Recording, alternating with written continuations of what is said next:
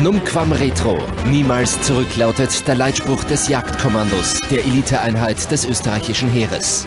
Kommandounternehmen wie die Befreiung von entführtem Militärpersonal, die Festnahme von Kriegsverbrechern, die Vernichtung von militärischen Anlagen, Such- und Rettungsaktionen oder der Kampf gegen Terroristen gehören zum Einsatzspektrum der Elitesoldaten. Ja, im Prinzip muss es ein Kindertraum sein. Das war immer schon ein Ziel von mir, ja. Eigentlich schon als kleiner Bub, mit dem ein bisschen Indianer spielst und so. Und dann irgendwann einmal kommt das Militär und dann die Motivation ist schon mal sehr groß. In einem aufwendigen Auswahlverfahren werden Soldaten gesucht, die den hohen Anforderungen des Jagdkommandos entsprechen. Die Aufnahmekriterien sind vergleichbar mit denen US-amerikanischer oder englischer Spezialeinheiten wie den Navy Seals oder dem SAS. Fallschirmspringer-Tauglichkeitsprüfungen oder die gefürchtete Seilüberwindung im Bärenhang zählen zu den ersten K.O.-Prüfungen. Das Entscheidende ist, den Schmerz als seinen Freund anzunehmen und nicht als etwas, was ich nicht haben möchte. Ja? Durchhalten. Unter enormen physischen und psychischen Belastungen wird die Leistungsbereitschaft der Soldaten getestet. Wir mitleiden, oder was heißt das selbst bemitleiden? Nein, machen wir Übungen weiter! Jawohl! Geht schon alle! Nur wenige sind dem harten Drill gewachsen. Körperliche Zusammenbrüche sorgen für eine große Auslese unter den Anwärtern.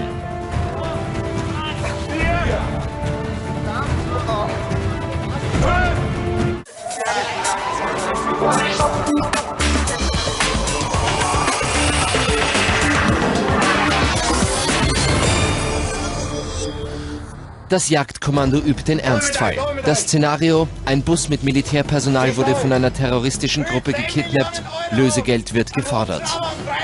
Nehmen Sie die Waffe runter und werde ich mit Ihnen keine Verhandlungen führen.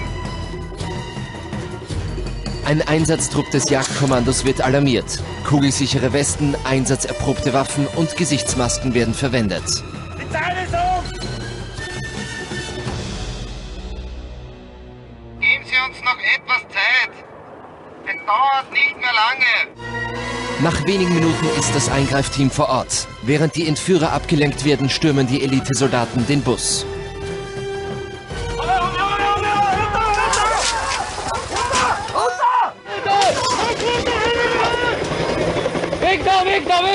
Jagdkommandosoldaten waren in den letzten Jahren vor allem im Kosovo und in Afghanistan eingesetzt. Die Soldaten müssen ein überdurchschnittliches Niveau an körperlichen und geistigen Fähigkeiten mitbringen.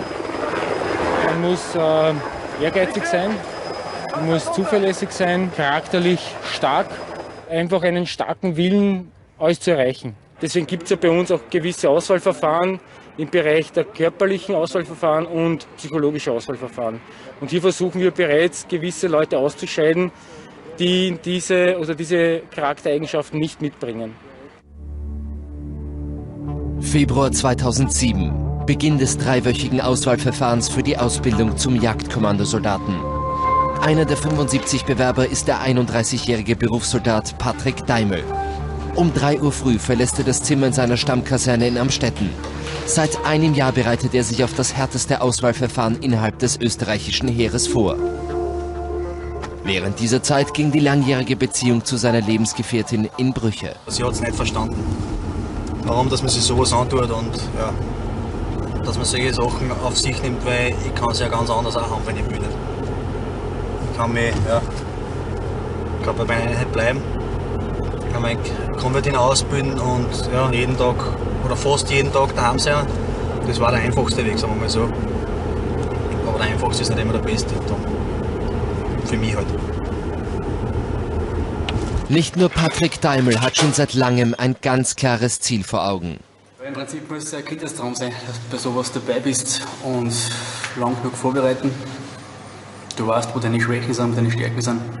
Und demnach kriegst du nachher das Ganze und ja, wovon das hin hat. Vielleicht, dass die Mama ein bisschen Angst hat, aber das ist im Prinzip ganz normal. Ansonsten hat mir eigentlich keiner was im Weg gelegt und ich mache meinen Weg dort und fertig. Seit 1963 gibt es das Jagdkommando in Österreich. In diesem Jahr findet das Auswahlverfahren in Bruckneudorf statt. Die Ausfallsrate bei der Testung beträgt bis zu 75%. Dementsprechend angespannt sind die Soldaten, die sich dem Verfahren stellen. Viele der Teilnehmer kommen mit völlig falschen Vorstellungen und müssen rasch erkennen, dass Computerspiele und Actionfilme ein sehr verzerrtes Bild von Spezialeinheiten liefern und mit der Realität nur wenig zu tun haben.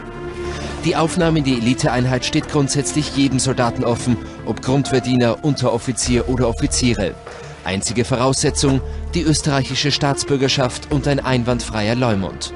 Diesmal haben sich 75 Soldaten zum Auswahlverfahren angemeldet. Der Kommandant der Ausbildungskompanie, Hauptmann Philipp Sigur-Kabanak, weist die Anwärter ein.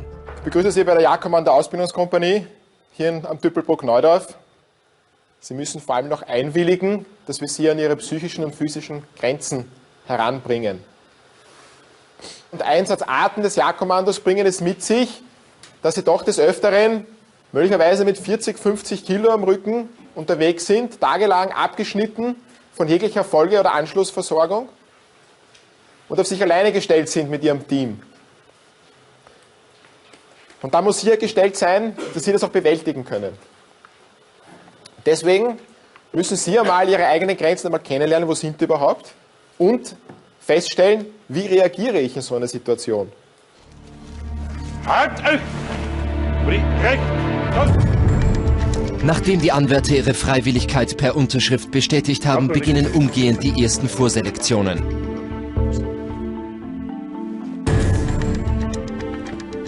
Halt! Es wartet heute die erste Bewährungsprobe auf Sie. Wir beginnen mit der Überprüfung. Zuerst die Kraftübungen, danach im Anschluss gleich die Laufüberprüfung. Zausinger! Binder! Jeder Anwärter erhält eine Nummer, die er während des gesamten Auswahlverfahrens beibehält. Der Umgangston wird sofort schärfer. Binder Namensschild, oder? Zum letzten Mal heute, Binder.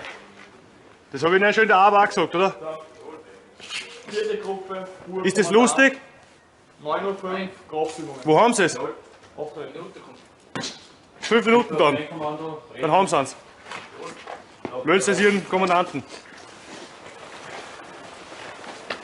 Unter den Anwärtern zum Jagdkommando-Grundkurs befindet sich keine einzige Frau.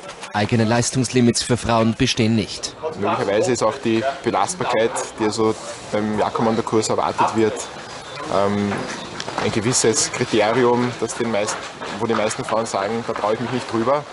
Wir hatten bis dato eine Frau, die sich also den Jagdkommandokurs gestellt hat und diesen auch positiv absolviert hat.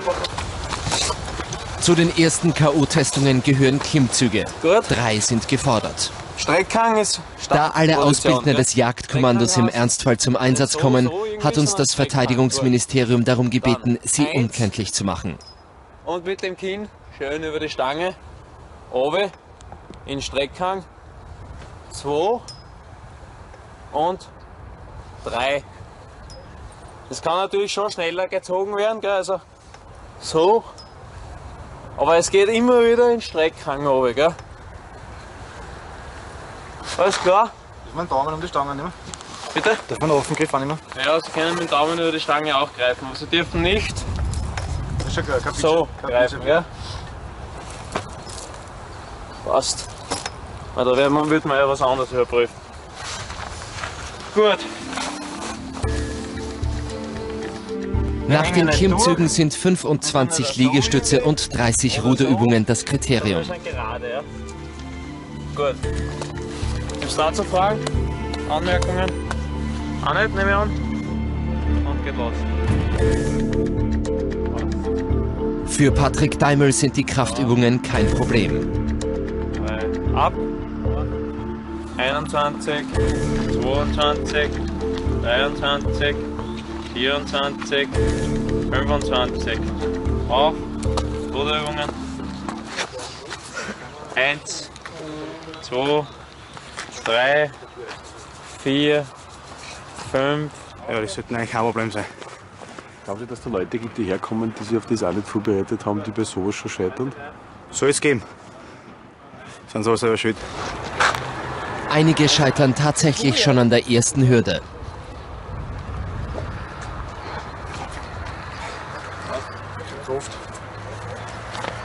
Hasler, oder? Also ich habe die Klimmzüge vorbereitet. Ja, aber ich habe die ganze Nacht nichts geschlafen und Ja. Aufgrund von Aufregung her? Ja, aufgrund Krankheit, glaube ich. Können Sie das verstehen, dass jemand herkommt und keinen einzigen Klimmzug schaut? Ich kann es verstehen, weil die Erfahrung es mich lehrt, aber ganz begreifen kann ich es nicht. Aber auch die Ruderübungen haben es in sich.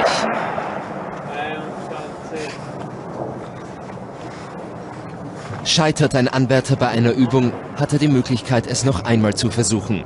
Schafft er die vorgegebenen Kriterien auch beim zweiten Mal nicht, scheidet er mit sofortiger Wirkung aus dem Auswahlverfahren aus. 26,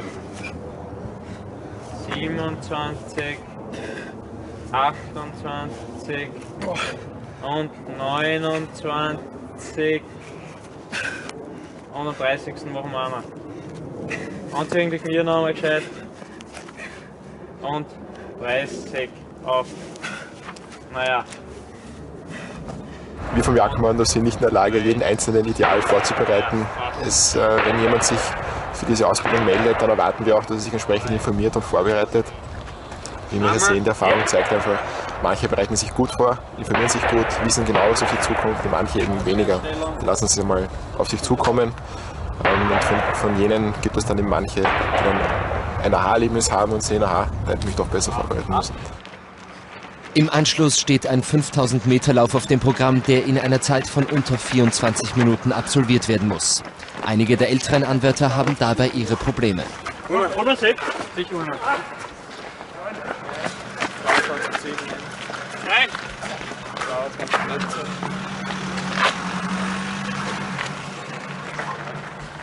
Strecke war schwieriger wie gedacht, aber es ist tadellos ausgegangen. Passt. Klimmzüge, dreifaches Potenzial, jederzeit. Liegestütz, das doppelte Potenzial, immer Reserven. Gell? Bei den blöden Ruderübungen auch das doppelte Potenzial. Und da 2 Minuten plus. Dass wenn der Wind geht, Sturm, Schnee. Das heißt, Sie haben sich darauf vorbereitet. Wie lange haben Sie darauf hintrainiert? Ja, statt Weihnachten für Essen bin ich viel gelaufen. Ne? Aber Kraft selber, also Kraft ist ganz wichtig, das muss man jederzeit machen. Da musst du Reserven haben. Wie lange haben Sie denn trainiert vorher? Ein Jahr, 2 Jahre? Aufwand einfach 3 Stunden, dreimal in der Woche über 6 Stunden Sport. Ohne Körperpflege und allen. Dann bloß ein bisschen spezielle Vorbereitung. Sprich von Dezember weg. Dass man das halten kann. Ne? Was mit dir, Schatzi? Grüezi! Haben wir's? Haben wir's? Sicher. Echt, ja? Die meisten Soldaten haben sich in Trainingsgemeinschaften auf das Auswahlverfahren vorbereitet. 20, 18.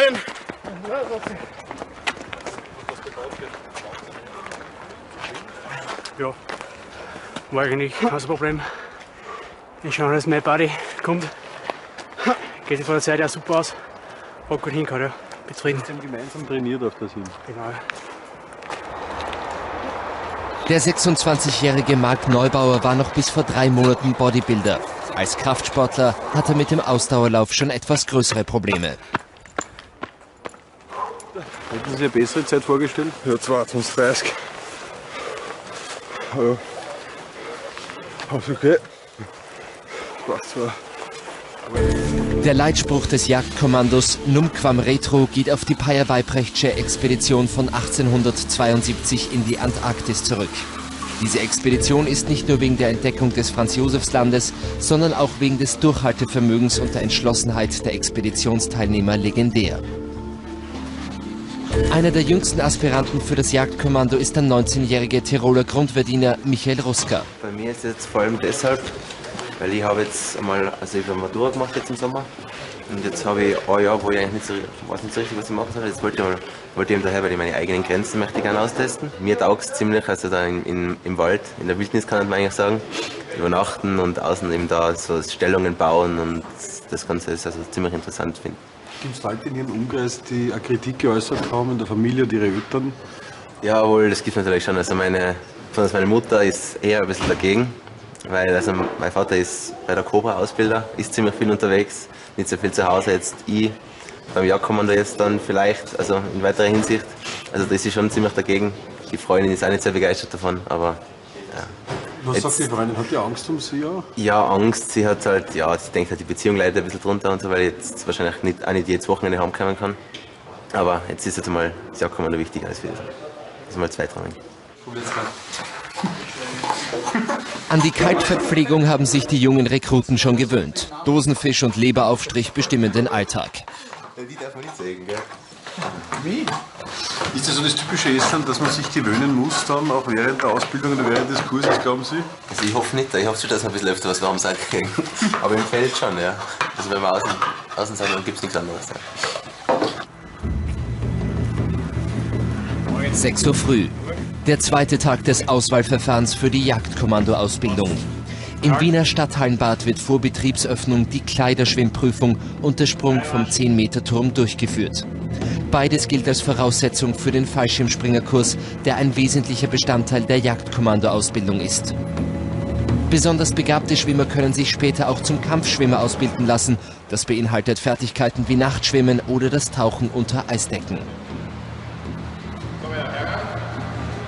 300 Meter schwimmen mit Hemd und Hose, ohne Schuhe.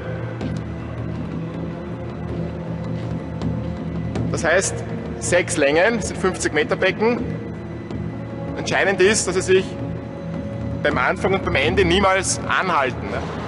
Hemd und Hose anziehen, an Ort und Stelle, wo ihr seid, Handtuch ablegen, Adjustierung herstellen, durchführen. Heute geht es darum, das einerseits zu überprüfen, ob die Soldaten in der Lage sind, mit Kleidern zu schwimmen. Das ist vor allem deswegen wichtig, falls es mal dazu kommt, dass bei einem Fallschirmabsprung jemand in einem Gewässer landet, zum Beispiel in der Donau oder in einem See, damit wir sicher gehen, dass also er sich selbst aus eigener Kraft bis ans Ufer retten kann und nicht also untergeht. Fertig! Los!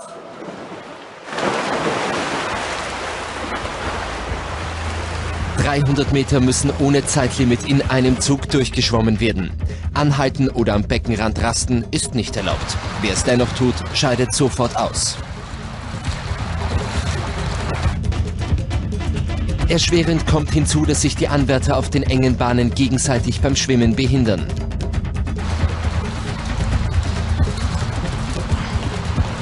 Patrick Daimel absolviert diese Prüfung bravourös. Ja, anstrengend, aber das lang geht, so noch vorzieht. Merkt man da irgendwo, dass es dann kritisch werden könnte in einem gewissen Moment? Nein. Und die Bewegungsfrei ist ein bisschen eingeschränkt. 16. Und schwer, wird man schwerer oder so? Ja, körperliche Belastung spüren ein bisschen. Aber kann kein Problem sein. Auch der 28-jährige Roland Schrammel hat sich gut geschlagen. Ja, war ganz okay. War zwar ein bisschen fordernd nach dem gestrigen Tag, wie gesagt, aber hat eigentlich gut gepasst. Ja.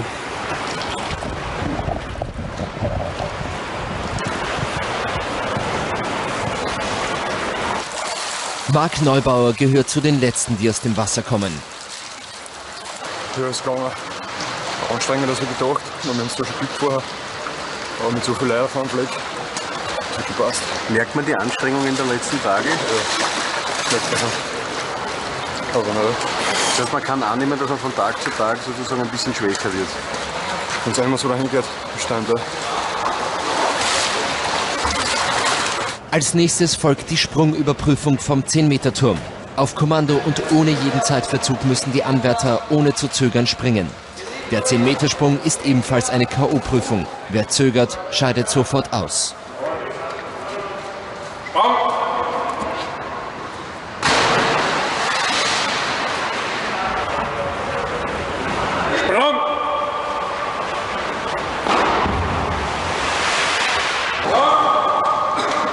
Manche Sprungtechniken lassen den Kommandanten dann doch zweifeln. Ist das unterschiedlich, die Sprungformen, die Sie bis jetzt gesehen haben? Äußerst unterschiedlich. Äußerst unterschiedlich. Eigentlich sollte man ganz normal in aufrechter Haltung mit einem Schritt, ohne eigentlich nach oben zu springen, einfach nach vorne wie einen Schritt wegspringen, weil genauso springt man dann beim Fallschirmspringen auch weg. Der zum Beispiel ist nach oben weggesprungen, da wird er sich beim Fallschirmspringen den Schädel. Inwiefern? Na, weil einfach am Flugzeug, die Tür am Flugzeug ist nicht sehr hoch. Wenn er da hinaufspringt, dann springt er genau auf die Kante von der Tür. Kommt zwar auch hinaus, aber wird vielleicht ein bisschen benommen sein. Gleich bei ATV die Reportage. Der psychologische Eignungstest.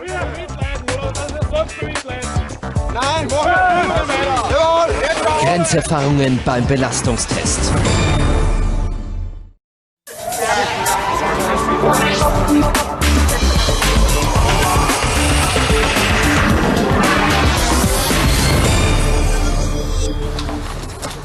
Dritter Tag der Auswahltestung für das Jagdkommando.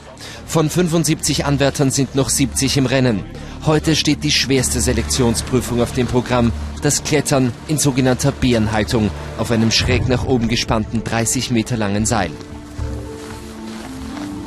Die Anwärter werden also am Beginn des Seils, das ist da drüben, sich aufs Seil begeben. In der Bärenhanghaltung heißt es. Das heißt, sie hängen mit Füßen und Händen am Seil und müssen dann an diesem Seil entlang klettern bis zum Ende. Das ist eines der schwierigsten Kriterien. Es hat viel mit Technik vor allem zu tun, ein bisschen auch mit Kraft, aber hauptsächlich mit Technik. Und nach 20 Meter brennen dann schon die Arme und da geht es dann darum, dass man trotzdem noch durchhält und sich weiter raufzieht. Und am Ende wird es auch ein bisschen steiler, weil das Seil durchhängt. Es ist also schon ein Kriterium. Um am Hanfseil genügend Halt zu haben, wird den Soldaten empfohlen, keine Handschuhe zu tragen. Die meisten derjenigen, die sich an diesen Tipp nicht halten, beginnen bald zu rutschen und scheitern meist schon in der Mitte der Strecke. Gelingt auch kein zweiter Versuch, sind sie aus dem Verfahren ausgeschieden. Der 19-jährige Michael Ruska ist als nächster an der Reihe. Die Prüfung bestehen nur diejenigen, die genügend Entschlossenheit und Willenskraft besitzen. Die Hände werden ohne Handschuhe stark aufgeschürft. Die richtige Technik ist daher entscheidend.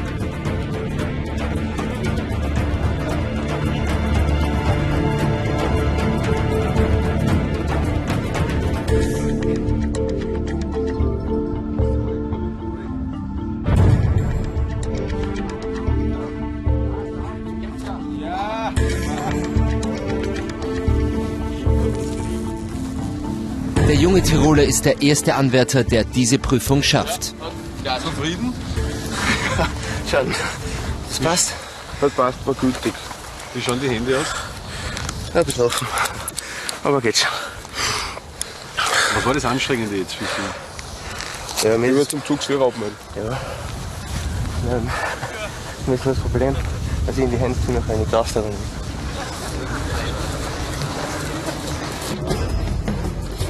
Für viele wird der Seilhang zum unüberwindbaren Hindernis, auf das sie sich offenbar nicht gut genug vorbereitet haben.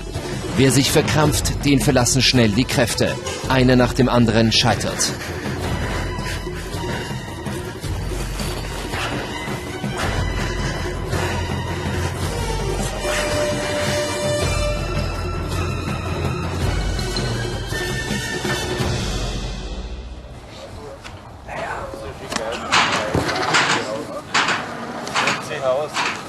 Ein guter Freund von mir ist schon wieder gerade runtergefallen. Nein, ich bin nicht nervös, ich weiß, das schaffe ich, aber es wird mir schon wieder leid, dass der da Nachprüfung geht. Und der ist ziemlich vorgefallen, ist bei der Hälfte gefallen. Das schafft dann 14 Tage das Training, das muss er da so einkaufen, Bier von Seil. Ist das schlimm, wenn man die Kameraden sieht, wie es dann Das ist, ja, natürlich. Na klar. Nimmt das eigene? Ja, das tut mir einfach leid, ne, weil das ärgert mich für ihn.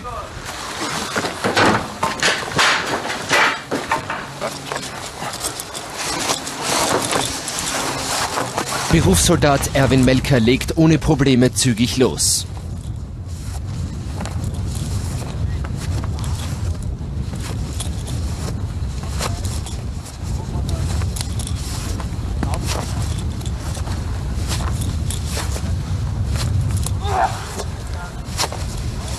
Doch in der Mitte des Seilers gerät der 34-Jährige in Bedrängnis und wird langsamer.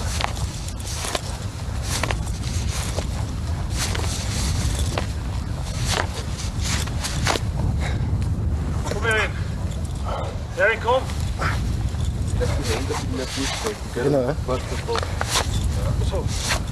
Mit letzter Kraft kann er einen Absturz verhindern.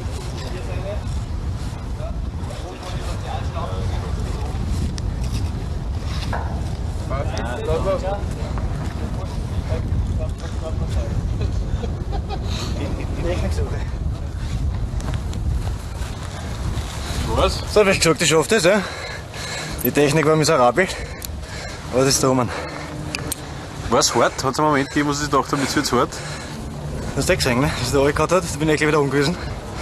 Aber die Finger, wie soll ich sagen, es wird einfach müde, ne?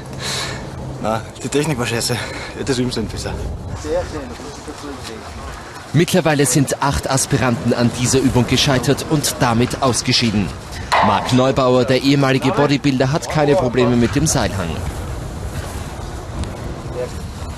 Nach der Seilprüfung sind es nur noch 63 Anwärter, die sich im Eilschritt vom Platz bewegen. Den Soldaten bleibt zwischen den einzelnen Testparcours nur wenig Zeit, sich zu erholen. Die Beweggründe, sich der Jagdkommando-Auswahltestung zu stellen, sind sehr unterschiedlich. Berufssoldat Erwin Melker kam 1991 während der Jugoslawienkrise als Rekrut an die Grenze. Dort entdeckte er für sich die Sinnhaftigkeit des Bundesheeres. Ich bin 1991 auf die Grenze gegangen in Jugoslawien. Da habe ich gesehen, dass das eigentlich, dass es einen Sinn hat, dass es einen Sinn macht. Da hat man Kameradschaft gelernt. Wäre ich woanders eingerückt, oder hätte ich das Pech gehabt, dass ich irgendwo in einer Kanzlei lande. Da war ich zurückgegangen zu meinem zivilen Beruf. Ne? Was haben Sie gelernt eigentlich? Als Handelskaufmann. Haben Sie Frau, Freundin? Frau und 2 Kinder. Wie stehen die dazu, wenn Sie diesen Kurs machen? Da kriege ich das Okay von ihr. Ne? Wenn ich das Okay nicht habe, kann ich das gar nicht machen. Ist das für Sie belastend, wenn Sie jetzt längere Zeit weg sind von den Kindern und von der Frau? Ich war 2-mal im Ausland. Das heißt, ich kenne das. Ich mache das da in Neustadt, ich bin in Mödling zu Hause. Also, dass ich jetzt nochmal ins Ausland gehe, weil der Kleine relativ jung ist. Ne?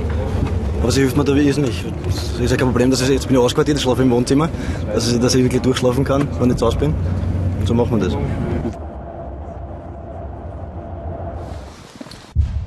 Kaserne Bruckneudorf, 4 Uhr früh. Die Anwärter schlafen in ihren Zimmern. Von dem, was ihnen gleich bevorsteht, ahnen sie nichts. Die Ausbildner haben sich leise an die Türen geschlichen.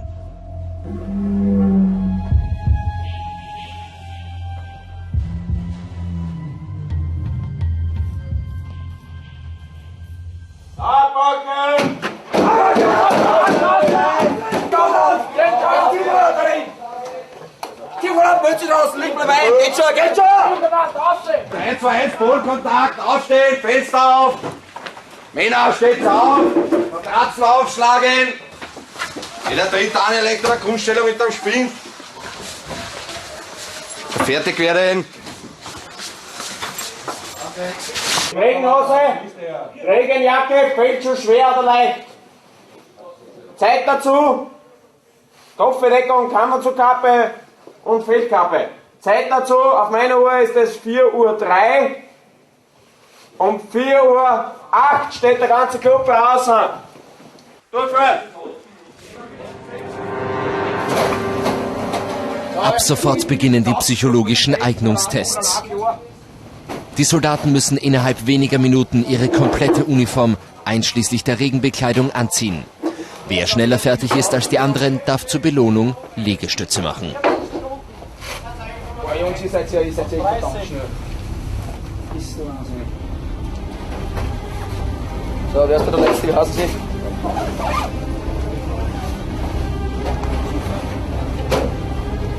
Die älteren Anwärter brauchen etwas länger als die Jungen. Das werden sie später noch zu spüren bekommen.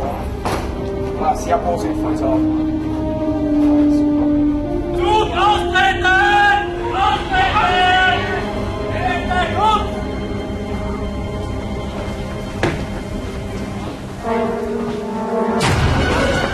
Die Aspiranten wissen nicht, was in den nächsten Stunden und Tagen auf sie zukommt.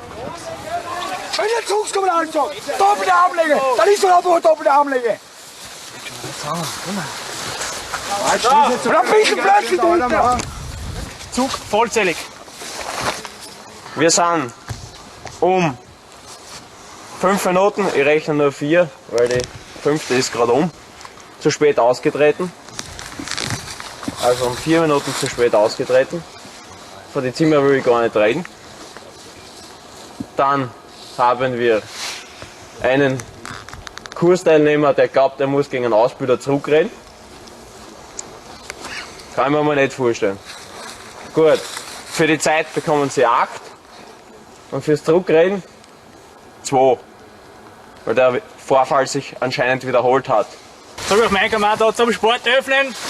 Geht schon alles in Bewegung! Geht rascher, ja, Männer. Bei Verfehlungen werden jetzt sogenannte Zugsfehler aufgerechnet. Pro Fehler müssen Liegestütze oder andere Übungen gemacht werden. Hier geht es nicht um Gerechtigkeit, hier sollen die Anwärter möglichst schnell an ihre körperlichen und mentalen Grenzen geführt werden, um zu erkennen, ob sie für den harten Alltag eines Jagdkommandosoldaten tatsächlich geeignet sind. Auf die Leiter, komm! Weil Ihnen lasst ja alles kalt, ne? 11 Zugsfehler noch nie gemacht. 24, 25, zu langsam, gell? Na, geht schon, Otto, wie du siehst, die Kameraden sind schon unten. Otto, ist jetzt die Jacke wichtiger oder dass 10 Kameraden beistehen? Ich glaube ja. Angesagte Übung, übt! 1, 2, 3, 1! Ehrlich! 2! Ist das gescheit aus, Männer! 3! 1, 2, 3, 4! 1, 2, 3, 5! 1, 2, 3, 6! Wir wiederholen! Angesagte Übung! Übt! 1, 2, 3, 1! Den Leuten geht's jetzt wahrscheinlich nicht so besonders. Sind gerade aufgeweckt worden, sind heraus. Es ist ein chaotisches System. Sie sind jetzt schon nach den ersten Liegestützen komplett entkräftet und dementsprechend sind wir jetzt auf eine andere Übung übergegangen. Und ich sage mal psychisch, sie sind im Ungewissen, sie sind gerade erst aufgeweckt. Es ist laut, sie kennen sich jetzt nicht wirklich aus, was jetzt los ist, sie wissen nicht, wie lange es dauert. Und jetzt werden wir schauen, wer den Biss hat und genug Saft im Arm, dass er das durchhalten kann. Jetzt reißt euch darum, angesagte Übung! Übt! 1, 2, 3! 1, 2, 3! 1, 2, 3! Lassen wir ein wenig Ruhe einkehren, ich habe was zu sagen. Tada! Knie auf! Tada, Personal! Der Jagdkommandosoldat Anwärter Wolf glaubt, dass er nicht mitpumpen muss. Daher wird dieser Fehler natürlich nicht gerechnet. Bei aller Liebe, das ist keine Liegestützausgangsstellung. Name? Wolf. Was ist der Beine hoch? Die Ausbildner suchen gezielt vereinzelt Personen aus der Gruppe, um sie mit demotivierenden Sprüchen zur Aufgabe zu bewegen. Jeder der Anwärter macht freiwillig bei dem Drill mit und kann jederzeit aussteigen. Einer der Soldaten wurde von den Ausbildnern auf einer Internet-Flirt-Seite entdeckt. Diese Art der Selbstdarstellung gefällt den Ausbildnern gar nicht. Da gibt's einen It's My Last Supper, ja? Mitglied. Der leichteste Tag war gestern. Aus Region Linz-Land. E-Mail versteckt. Alter 18 Jahre und 320 Tage. Seit 2004 Mitglied. Lassen Sie den Mund zu, oder müssen Sie wieder jetzt Viele Frauen irgendwas, was sie wollen, aber sie sind festgeschlossen und bekommen irgendwas. Dieser Mann posiert da, offensichtlich im Gardehaus mit einem Feldmesser und einer Sturmhaube schwarz. Scheint gut gebaut zu sein, muss ich sagen, aber offensichtlich nichts drauf zu haben. Und der Codename von dem Komiker ist Lenzelschauer. Zufällig haben wir einen Lenzelbauer im Zug. Und ich könnte mir fast vorstellen, dass das der ist. So, ach wie schön. Der Internetkämpfer wird in der Gruppe sofort ausgespäht.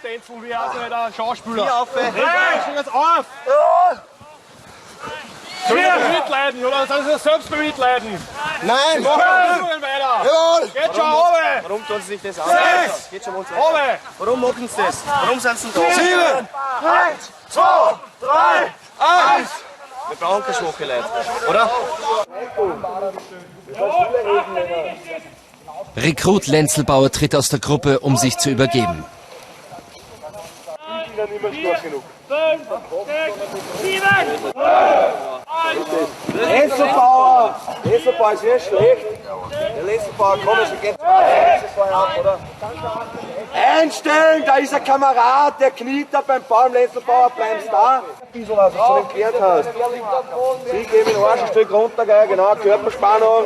Da ist das Ordner im Arsch raus, jetzt ab auf den Ellbogen. Die Kameraden bleiben beide schwer. Ruft den Arsch runter, genau. Männer, Körperspannung. Soldaten, die im Grundlagen-Ausdauerbereich nicht bestens trainiert sind, brechen zusammen, weil sie auf ihre eigenen Körperreserven nicht zurückgreifen können. Ohne Nahrung, sprich ohne Frühstück, fallen sie in ein Leistungsloch und müssen vom anwesenden Notarzt behandelt werden. Die ganze Nacht fast nichts schlafen. Aufgeber! Jetzt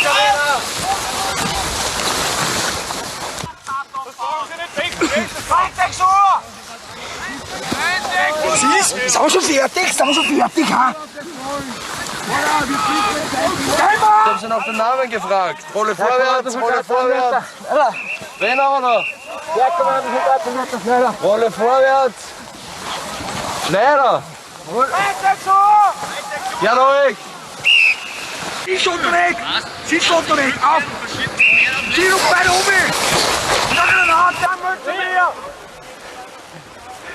Und wehe, es steht noch einer von euch! Wehe! Hör das nicht mehr. Richtig. Wow, was seid ihr für Hürden? Am engsten Raum, ich weiß nicht. Von der Frau noch Viertelsbummer raus. Jungs, da Granaten ein, gell? Das heißt immer auflockern. Wir wollen nur das Beste für euch. Glaubt's mir das? Ja, was ist Decker? Nach 2 Stunden scheinbar chaotischem, beständigen psychischen und physischen Druck geben die ersten freiwillig auf.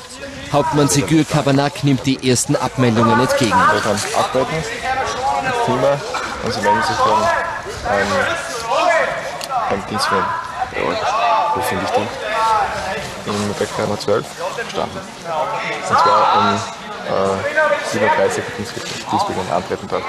Alles klar? Hauptmann, 11 Uhr passt. 11. Freitag 13:90. Er wird auf jeden Fall jetzt herausgenommen und befindet sich jetzt bei den Abmeldern. Ist das oft so, wenn sich der Erste abmeldet, dass dann eine Kette von Abmeldungen kommt? Kann durchaus passieren.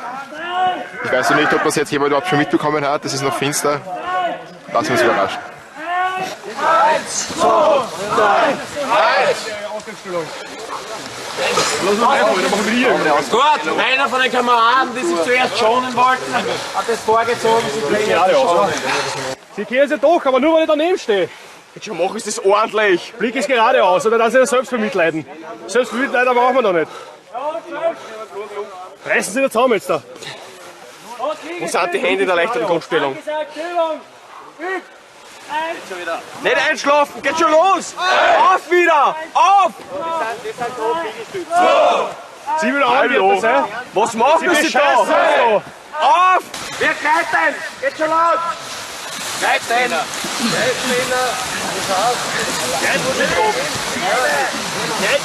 Bleiben liegen! Die Nase macht die Spur!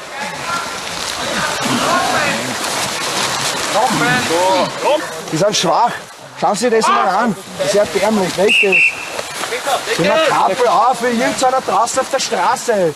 Glauben Sie, sind da in irgendeinem Hip-Hop-Verein oder so? Ja, hey, welchen das? Ja, klar, Sie sind Kommandant, oder? Nein, 12 Uhr! Das ist ja schon ein Treffer. Nein.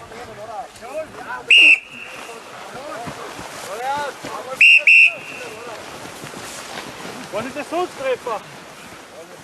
Sehr schlecht. Das war jetzt schon das 3. Mal, so dass ich abmelden zum Schutzkommandant. Das hat keinen Sinn. Panzerböck, nichts geht weiter. Sie hören 3-mal auf. Glauben Sie, in einem Einsatz können Sie 2 Tage Urlaub machen, wenn Sie schöpft sind? Ja. Gut, Panzerböck, melden Sie sich ab, es hat keinen Sinn. Sie haben jetzt 3-mal aufgeben, gell? 3-mal aufgeben, ohne dass Sie es gesagt haben. Die Klauen, die sehen das nicht. Ja, aber trotzdem weitergemacht. Nichts trotzdem weitergemacht. Im Einsatz kann ich auch nicht sagen, ich höre auf der Hälfte auf und mache kurz Urlaub.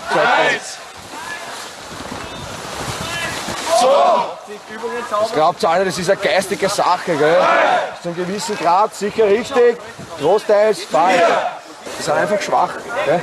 Geht schon wieder weiter. Die sind für uns nicht geeignet. Schauen Sie das an. Sie sind deswegen kein schlechter Mensch, aber sie sind nicht geeignet fürs Jagdkommando. Das müssen wir sich eingestehen. Das ist, wenn sie Kameraden im Stich lassen. Ha? Wollen Sie Kameraden im Stich lassen im Einsatz, oder? Nein! So, niemals. Das habe ich gesehen, das niemals, gell? Genauso schaut es von mir aus. Ist das interessant, was daneben hier angeht?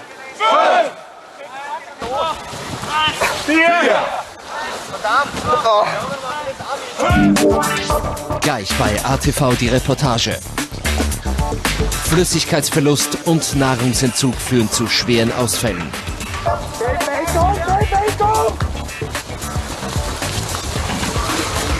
Durchhalten, durchhalten ist die Parole.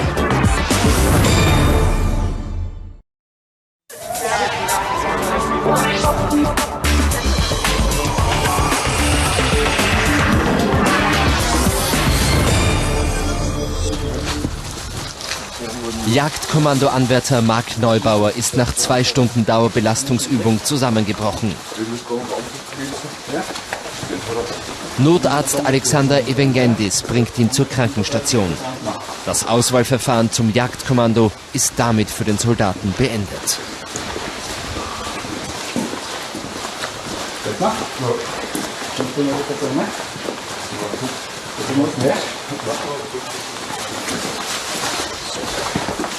Im Notarztzimmer warten auch schon andere Patienten.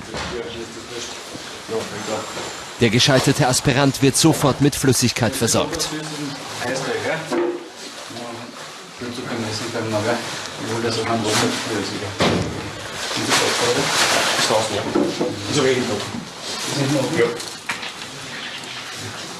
Und wie geht's? Wie ist das Gefühl jetzt? Besser? Ja. Hast du kurz schwarz gesehen? Mhm. War das ein dummer Blick? Sprich das war außen? Ja, meine Ohren waren komplett ab wieder.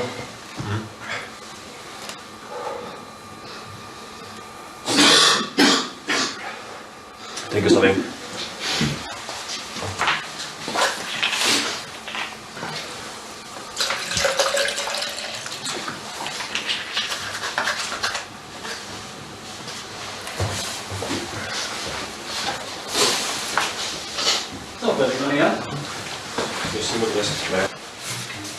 Nachdem Marc Neubauers Kreislauf wieder halbwegs stabilisiert wurde, wird sein Blutzuckerspiegel gemessen.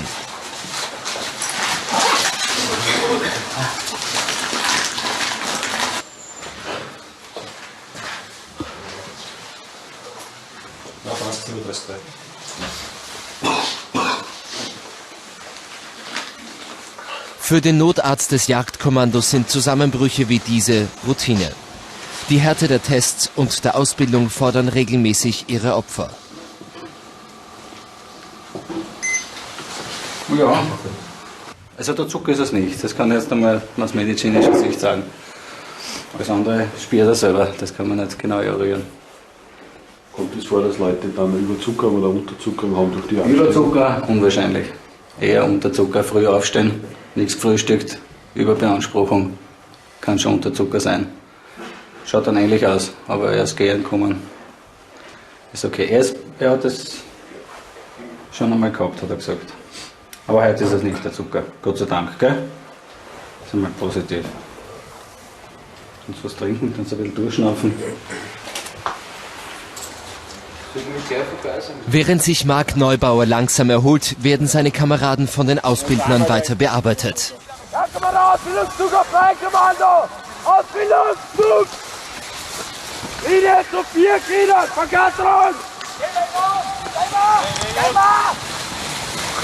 Und den Durchschnitt! So, jetzt aber schnell! Wenn ihr nicht glaubt, ich kann sie ausruhen! Schnell! Mann, ich gehe! Bewegung! Nach mehr als 2 Stunden ist der Spuk fürs Erste vorbei und es geht ab zum Frühstück. Die Dauer solcher Belastungsübungen liegt im Ermessen der Ausbildner und kann auf bis zu 5 Stunden ausgedehnt werden.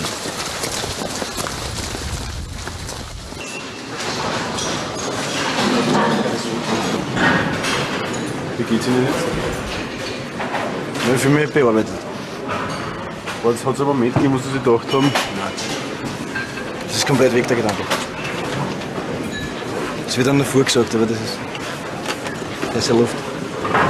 Nicht alle Soldaten können das so gelassen sehen.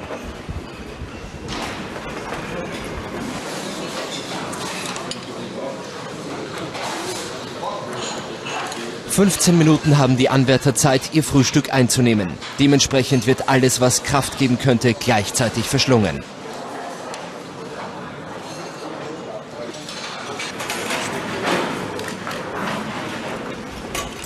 Und wie zielen jetzt? Ja, so mit Abstand das Allerhärteste. Also durchhalten ist die Parole. Geht wirklich voll an die Grenzen. Also. Zum Ende gehen, dass Sie gedacht haben, jetzt ist genug, das höre ich auf. Hat es vielleicht auch gegeben, aber der Wille ist da.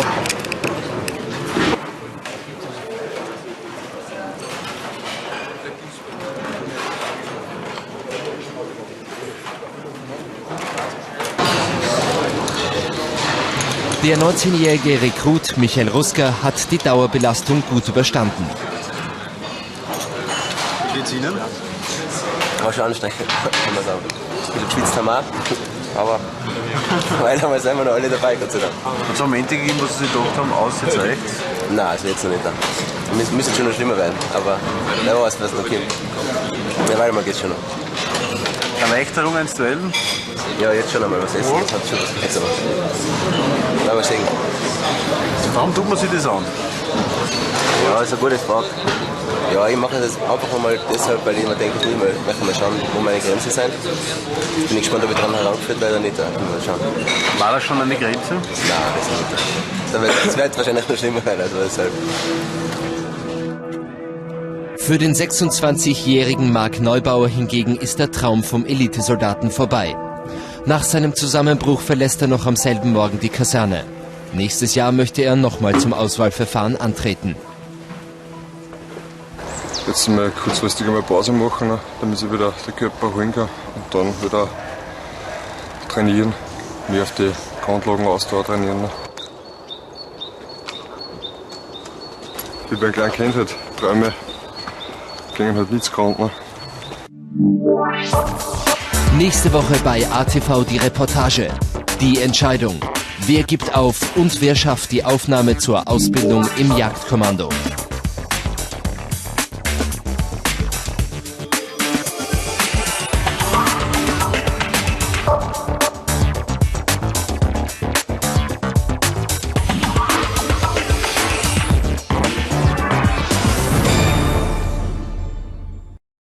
Eins, zwei, drei. Ja! 1, 2, 3. Komm! 1, 2, 3. Mann! 1, 2, 3.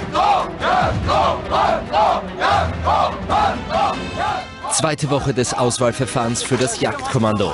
Physische und psychische Belastungen im Grenzbereich. Nach extremen Schlaf- und Nahrungsentzug zeigen die Anwärter zunehmend Fehlverhalten. Das war also im negativen Grenzbereich eigentlich. Also die waren schon sehr fertig, körperlich und auch geistig schon ziemlich mitgenommen. Man will marschieren, man will ins Ziel kommen, aber du kannst dich einfach nicht mehr bewegen. Und bis sowas dann kannst du aufgeben. Ich würde das nicht durchstehen. Also da sind wir komplett unterschiedlich. Ich hoffe halt, dass ab sofort ein bisschen netter miteinander umgehen. Gewaltmärsche und Bestrafungsaktionen reduzieren rapide die Zahl der Anwärter. Ich verliere schon wieder meine Stimme in dem Laut. Wissen Sie, was mir das an Anstrengung kostet? Die ganze Zeit irgendwann Schein zu müssen, weil sie nicht anstrengt. Jetzt schließen sie so verdammten Zug auf, damit sie verloren gehen. Und alle krepieren da, wenn der Feind hinten nachsteht. Wer scheidet aus und wer hält durch?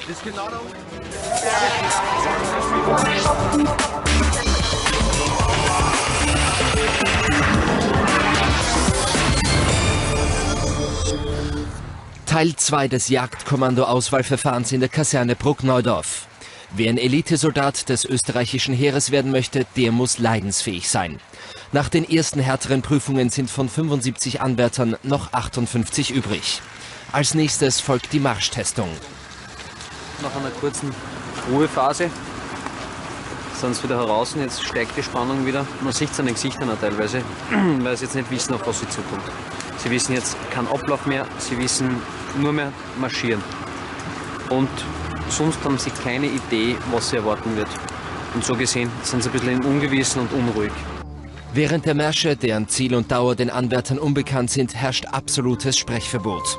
Essen und Trinken sind nur auf Befehl erlaubt, Pausen gibt es nicht, lediglich Marschunterbrechungen, in denen aber Gefechts- und Hindernisbahnen zu bewältigen sind. Ihre nächste Aufgabe ist, dieses Hindernis, dargestellt durch diesen Baumstamm, über die Hindernisbahn geschlossen Mannschaft und Gerät, das heißt Gepäck, Waffe, zu transportieren. Und ganz besonders, nachdem das ihre Waffen sind, geben sie auf die Waffen Acht. Ja? Sie können es weitergeben, nicht runterschmeißen, schlichten, dass wenn der Baum umfliegt, dass da jetzt keine Beschädigung entsteht. Die Anwärter werden in kleinen Teams zusammengefasst. Sowohl die Teams als auch jeder einzelne Soldat werden während der gesamten Zeit von den Ausbildnern beobachtet und bewertet. Mit dem 100 Kilogramm schweren Baumstamm können Hindernisse nur gemeinsam überwunden werden. Darüber hinaus müssen sich die Soldaten Fotos von vermeintlichen Feinden einprägen, die wahllos im Gelände archiviert sind. Auffassungsvermögen und Teamgeist sind hier gefragt. Da warte ich hinterher, ich bin ein bisschen größer. Aufpassen drüben. Ja, haben wir drüber. Haben wir drüber? Bitte, schiebt er. Oh! Ja. Achtung. Ein folgenschwerer Fehler. Der Baumstamm ist auf die Waffen der Soldaten gefallen. Im Ernstfall wären die Sturmgewehre jetzt nicht mehr zu gebrauchen, weil die Zieleinrichtung beschädigt wäre. Na, seid ihr zwei? Steht? Das gehen wir noch. Ja, genau. Jeder, komm, aufpassen. Ja, super. Einfach das Aufnahmevermögen ist ja offensichtlich eingeschränkt bei dieser Gruppe, die den Auftrag nicht ganz hundertprozentig verstanden hat. Das sollte man noch sicher noch tun. Eines der Teams bilden ausschließlich ältere Soldaten. Alle langjährige Kommandanten, die sich nun als einfache Anwärter für die Elitetruppe etwas schwer tun. Nach absolvierter Übung müssen die Männer noch gemeinsam Fotos der Feinddarsteller richtig zuordnen. Identifizieren Sie die Täter und geben Sie deren Nummer gemäß der beiliegenden Täterübersicht an. Okay. Wo ist denn Okay, 1 ist der Anton. Schau mal, okay. 1 ist der Anton. Okay. 2 ist der Ulrich. 2. So kann ich nicht schreiben. Aber sehen tue ich nichts. Zufrieden mit der Leistung? Ja. Für 6 Leute ganz brauchbar.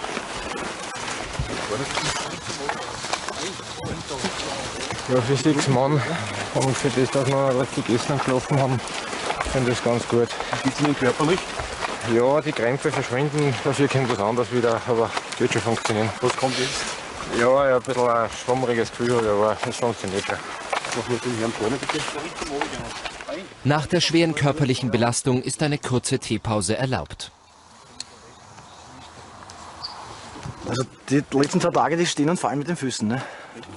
Wenn du Blasen kriegst und die nicht mehr durchgehen und der Sanitäter sagt, es wird nicht weniger, dann ist es aus. Also da steht und fällt nur mit dem Fuß und wenn es mit dem Fuß hier hat, dann ist es Kopfsache.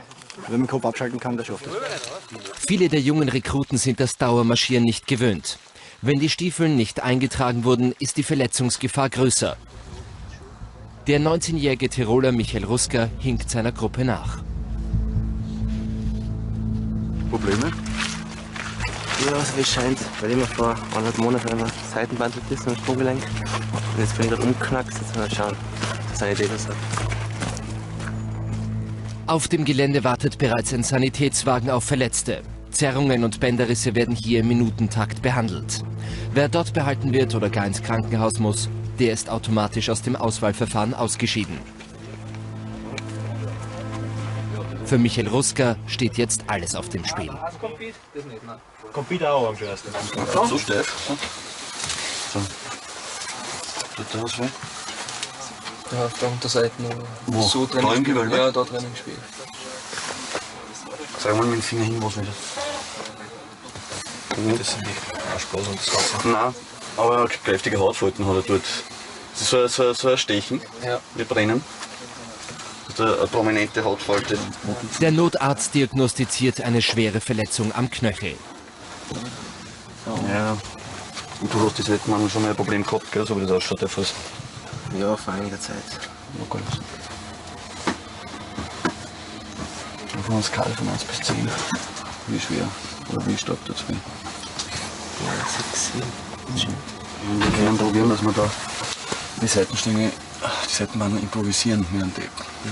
Da tust du aber so was Schlechtes für das läufst durch die Blasen, dass du überhaupt nicht mehr gehen kannst. Was ich dir anbieten kann. Was ich dir anbieten kann, und bitten. Ja? Okay. Das ist halt bedingt durch die Belastung. Wird er jetzt das weitermachen und wird das probieren? Ich gehe davon aus. so wie ich den einschätze. Das heißt, sie picken immer so auf? Oder? Nein. Das Problem ist mit den Verbänden, dass man man geht dann ein Risiko ein, dass dann wirklich starke Blasen entstehen. Damit wird man den Teilnehmern nichts Gutes tun. Das heißt, er ist jetzt so durch den Schmerz. Wir werden ihm was geben noch. Michael Ruska hat sich für ein starkes Schmerzmittel entschieden. Anders kann er das Auswahlverfahren nicht zu Ende führen. Wenn er jetzt aufgibt, wären alle Mühen umsonst gewesen. Ja, das bleibt nicht möglich. Sie machen weiter. Ja, tüchtig. Setzen Sie sich dazu, Sie können das Gepäck noch abnehmen und Kampfkraft erhalten, ein paar Minuten. Okay?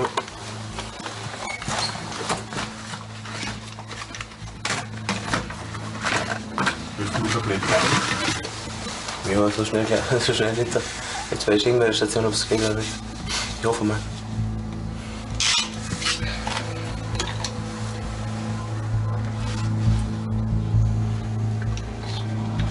Die Verschnaufpause ist nur kurz. Das Dreierteam muss erneut ins Feld. Auch diesmal wird das Durchhaltevermögen bis zur Leistungsgrenze getestet.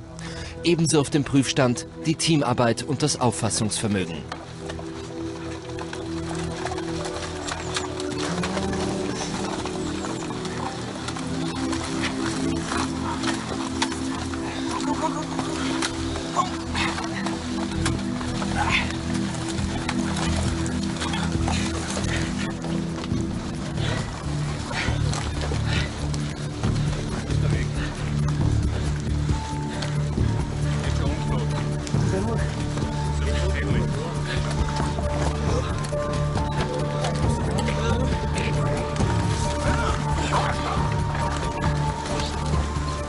Das Schmerzmittel, das Michael Ruska eingenommen hat, scheint zu wirken. Er und seine Gruppe zählen zu den schnellsten Teams bei dieser Station.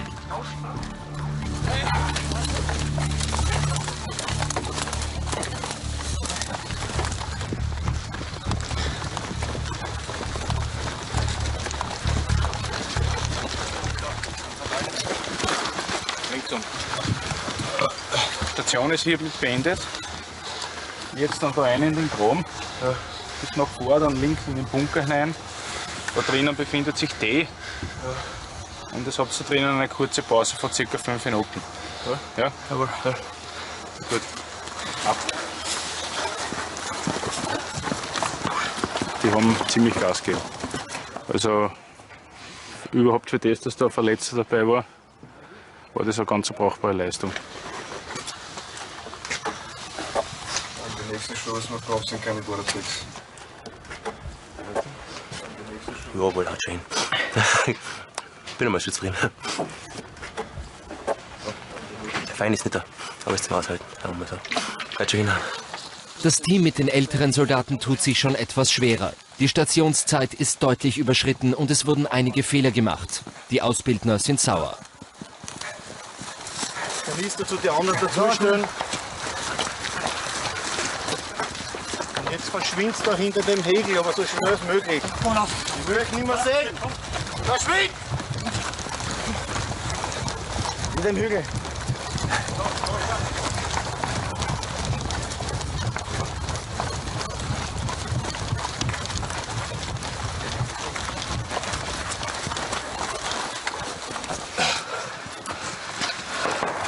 So.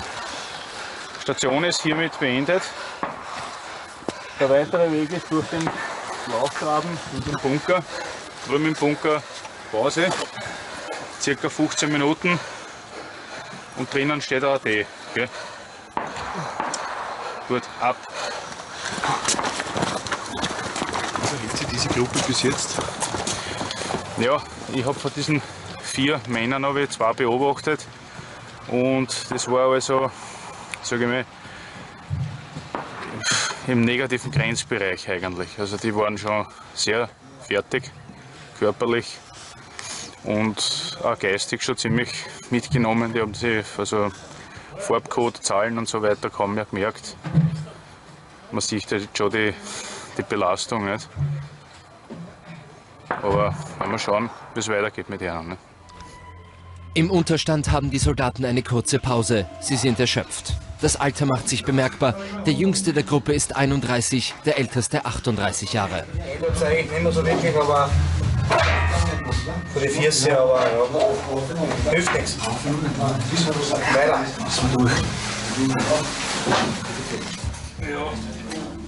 Nur diejenigen, die noch ausreichend Entschlossenheit und körperliche Kraft besitzen, werden die weiteren Stunden trotz Nahrungsentzug überstehen. Das Jagdkommando operiert oft über längere Zeiträume in Krisengebieten. Dort stationierte Soldaten müssen in der Lage sein, auch in feindlicher Umgebung zu überleben. Nach weiteren 6 Stunden Marsch haben die ersten Soldaten Krämpfe in den Beinen. Aber ein Ende ist nicht absehbar. Ja, gut einfach, ja. Dann die dritte schon weh. Freut man sich schon, wenn man reinkommt. Wir wissen aber nicht, wie viele Märsche das noch sind. Sonst stellen wir gleich davon auf. Ältester unter den Anwärtern ist der 38-jährige Burgenländer Josef Getrath. Er hat gerade von einem Ausbilden erfahren, dass er zum 3. Mal Vater geworden ist. Sie sind gerade Vater geworden? Ja, stimmt. Das ist ein erhebendes Gefühl, ne? Und das auf der Durchhalteübung, nicht? Das baut natürlich auf. Haben Sie das gewusst, dass das circa zur gleichen Zeit sein könnte? Ja, wir haben schon gerechnet damit. Der Geburtstermin wäre eigentlich am 23. Februar gewesen. Aber er hat sich nicht so lange Zeit lassen. Nein. Ein Sohn? Ein Sohn, ja. Und das gibt Ihnen nochmal Kraft, dass man sagt, man macht weiter. Und über 4 Kilo? Natürlich. Hat die Frau das verstanden, dass Sie sagen, Sie machen das jetzt und sind nicht bei ihr bei der Geburt? Ja, meine Frau hat das schon verstanden, weil wir sind schon seit 22 Jahren beieinander. Und Sie wissen nicht, wenn man mit einem Militaristen verheiratet ist, dann muss man mit sowas rechnen. Nein, wir haben aber gute Nachbarn, gute Freunde und mit denen war das alles abgesprochen und es ist tadellos über die Bühne gegangen. Ohne Probleme. Ich meine nicht, dass Sie jetzt nicht bei der Geburt dabei sind, sondern dass Sie sagen, Sie... Nein, bereue ich nicht. Ich war bei den ersten 2 Kindern dabei und mit meiner Frau war das definitiv ausgemacht, dass ich wahrscheinlich, wenn ich jetzt direkt auf der psychologischen Testung bin, nicht kommen kann. Das ist genau dort passiert. Ne? Heeresarzt Dr. Alexander Evangendis versorgt die Ausgeschiedenen. Nach 10 Stunden Dauermarsch macht bei vielen die Haut nicht mehr mit. Das sind die typischen Marschblasen, die entstehen beim Marschieren mit leicht durchnässten bis voll durchnässten Socken. Die Haut wird weich, die Haut wird wellig und darunter sammelt sich Flüssigkeit und der Patient hat dann die Probleme mit den Blasen, die dann natürlich in den Schuhen drücken. Und die behandeln wir bei uns da ambulant, indem wir die Flüssigkeit entleeren, desinfizieren, eine Second Skin Schicht auftragen, damit sich der Patient subjektiv Beschwerde erleichtert und kann den Marsch bzw. die Aufgabe weiterführen. Welche Blasenarten treten drauf? Blasenarten gibt es verschiedene. Die ist eine normale mit Flüssigkeit gefüllte Blase. Es gibt welche, die sich ein bisschen weiter fortführen und dann mit Blut füllen. Und ja, das macht der Patient ein bisschen mehr Beschwerden, ein bisschen mehr drückt. Am nächsten Tag um 3 Uhr früh marschieren die Jagdkommando-Aspiranten noch immer. Das ständige Schweigen und der Nahrungsentzug lässt viele Soldaten aufgeben. Da im zivilen Leben die meisten vermutlich mindestens 3-mal am Tag essen, erweist sich der Nahrungsentzug als schwierige Hürde. Auch für den 28-jährigen Ausdauersportler Roland Schramel.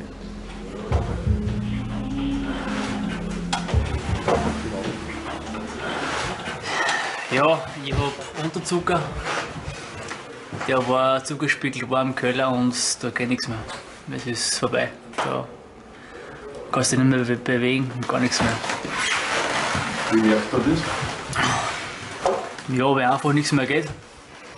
Man will schneller gehen, man will marschieren, man will ins Ziel kommen, aber es ist nicht machbar, weil ihm der Zuckerspiegel so weit abfällt und du kannst dich einfach nicht mehr bewegen. Und bis sowas dann kannst du aufgeben. Es war zwar heute in der Früh beim Sport, hat eigentlich alles noch super hingehauen. Ich habe keine Bedenken gehabt, das hat alles wunderbar geklappt. Wenn man dann einmal nichts zum Essen kriegt, für 5-6 Stunden lang, wenn man marschiert und macht Bewegung, ist es vorbei. Zumindest bei mir. Das war's. Die Ausgeschiedenen müssen umgehend die Kaserne verlassen. Zimmer umschauen? Nein, Sie gehen nochmal zum Schauschen, der weiß nicht, wo das Zimmer ist. Morgen in der Früh nach dem Frühstück melden beim Spieß. Da machen wir das Förmliche, was dann unterschreiben. Ja, kann ich hinhauen. Gut, passt. Danke. Für wie viel ist das heute? Der 42. Also 42 Stand haben wir noch, 75 Mann waren wir. Das ist dann 33. Der 30. Ja. Sehr viel. 2 Stunden später sind es nur mehr 39 Soldaten. Einer von ihnen ist der 34-jährige Erwin Melker. Jetzt zeige ich euch was, pass auf.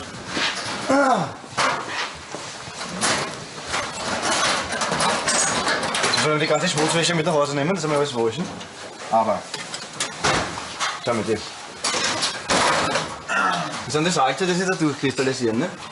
Und den ganzen Tag nur nass bist. Irre. Und das musst du wieder tanken, ne? Mit was du findest, ne? Wasser allein reicht nicht. Und das ist so ein Tag, ne? Pures Salz. Die Bewerber haben einen Tag frei. Erwin Melker nutzt die Zeit und besucht seine Frau und die beiden Kinder.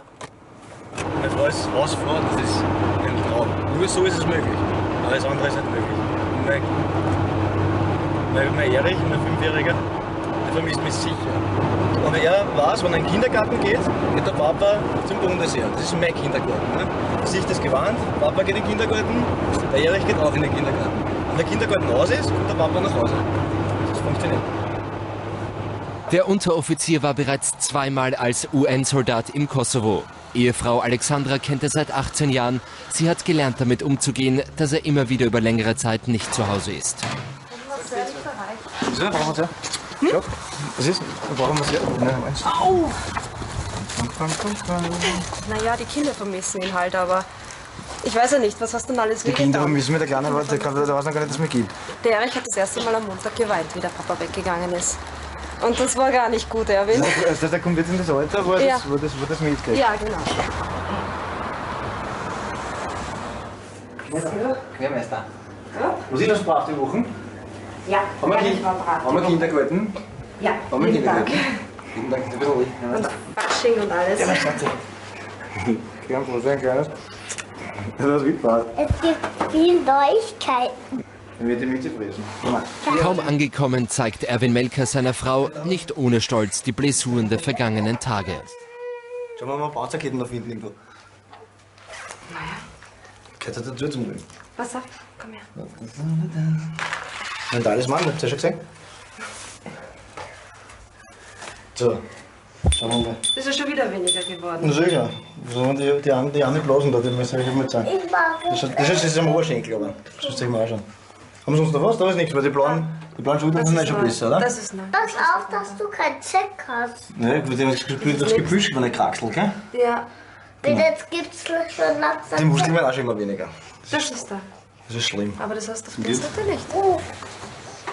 Die 29-jährige Alexandra Melker muss wohl oder übel die Leidenschaft ihres Mannes für das Jagdkommando akzeptieren.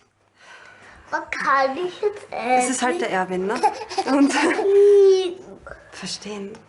Ich hoffe nur, dass er sich nicht gröber wehtut. Aber wenn er es gern machen möchte, dann soll er es machen. Aber du, ich mag es. Das Thema Würden Sie das als Frau interessiert, dass Sie so eine Ausbildung machen würden?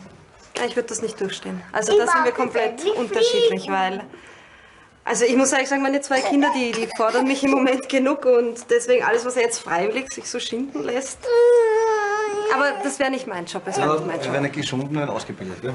Entschuldigung. Ich hoffe halt, dass ab sofort ein bisschen netter miteinander umgehen. Gleich bei ATV die Reportage.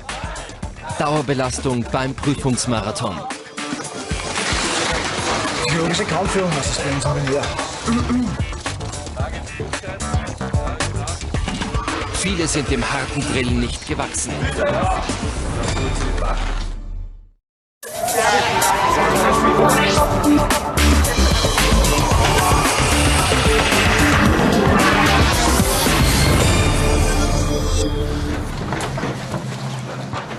Die letzten großen Prüfungen des Jagdkommando-Auswahlverfahrens stehen den verbliebenen 39 Anwärtern bevor.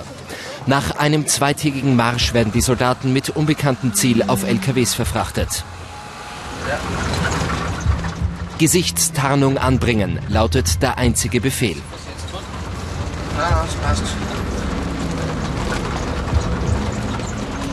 Unvermittelt stoppen die LKWs und alle müssen absitzen. Die Ausbildner beobachten genau, ob die Befehle ohne Widerrede ausgeführt werden.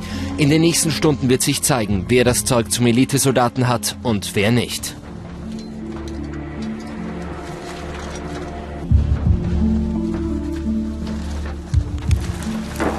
Erste Marschgruppe da, zweite, dritte, hier, Blickrichtung diese, vierte, fünfte, hier, Blickrichtung diese, antreten. Zweite Marschgruppe, So Männer, versetzen Sie sich in folgende Ausgangslage.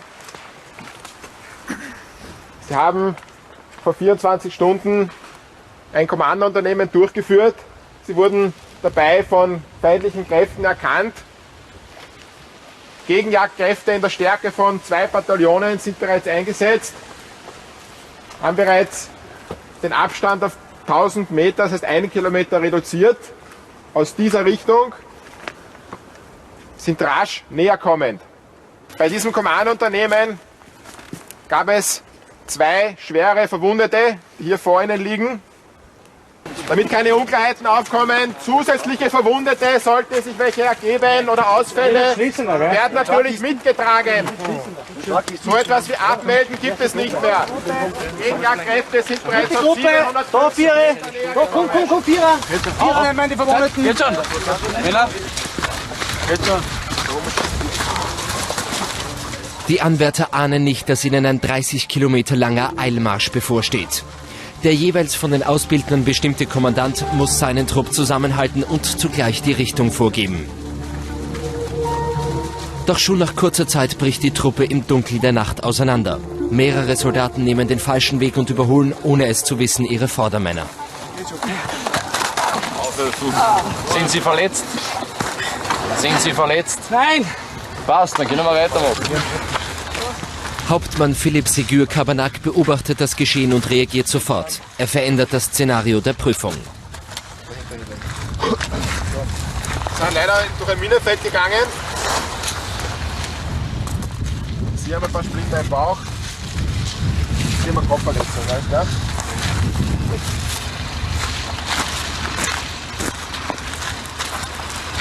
Ich höre nichts. Muss ja wehtun. Wo ist mein Bein?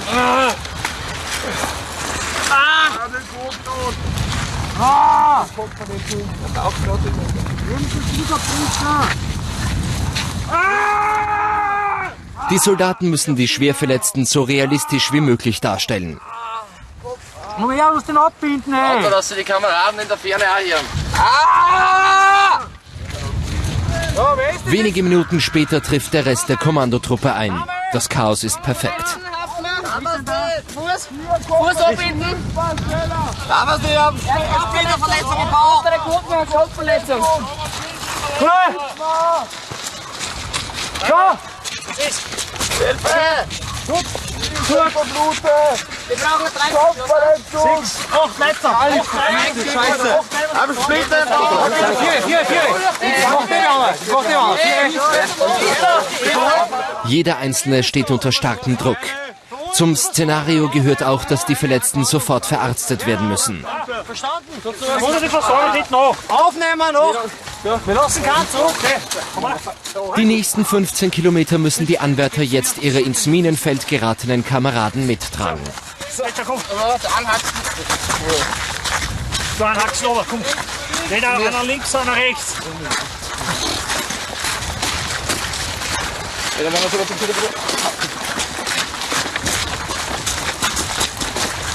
Gepäck hat jeder? Ja, Gepäck hat er. Was? Ist denn wieder? Sowohl beim Tragen der Baumstämme als auch bei der gegenseitigen Hilfestellung werden die Aspiranten genau unter die Lupe genommen. Die älteren Soldaten werden später damit konfrontiert werden, dass sie während dieser Prüfung in erster Linie Befehle an die Jüngeren erteilt haben, statt sich gleichberechtigt in die Gruppe zu integrieren.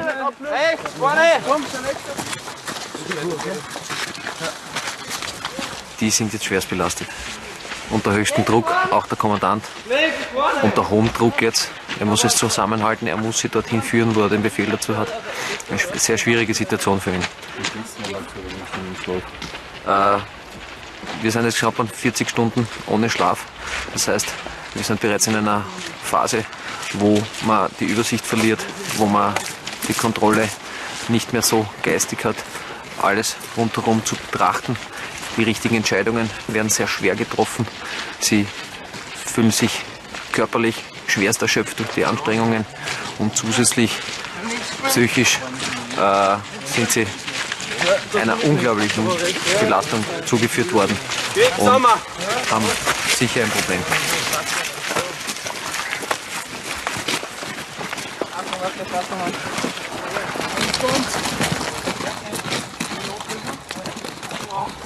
Uhr früh.